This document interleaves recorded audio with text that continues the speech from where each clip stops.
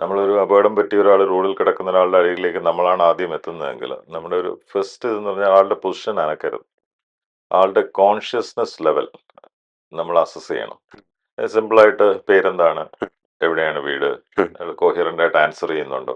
സംസാരിക്കാൻ ബുദ്ധിമുട്ടുണ്ടോ? സംസാരിക്കുന്നുണ്ടെങ്കിൽ ഒരു പടി സേഫാണ്. ഓക്കെ ഓക്കെ രണ്ടാമത് നിങ്ങൾക്ക് എവിടെയാണ് വേദന തോന്നുന്നത്? എവിടെയെങ്കിലും പ്രയാസങ്ങൾ തോന്നുന്നുണ്ടോ? കൈക്കോ, കാലിനോ, നെഞ്ചിനോ, വയറിനോ? അപ്പോൾ അത് നമുക്കൊരു എവിടെയാണ് ഇഞ്ചുറി എന്നുള്ളതിന് ഒരു പോയിന്റർ നമുക്ക് കിട്ടും. പെയിൻ എവിടെയാണെന്ന് അവർക്ക് റെസ്പോണ്ട് ചെയ്യാൻ പറ്റുകയാണെങ്കിൽ. റെസ്പോണ്ട് ചെയ്യാത്ത ഒരു രോഗിയാകുമ്പോൾ നമ്മൾ പിന്നെ ശ്രദ്ധിക്കേണ്ടത് നമുക്ക് ആളുടെ ശ്വാസത്തിന്റെ ക്രമം എങ്ങനെയുണ്ട്?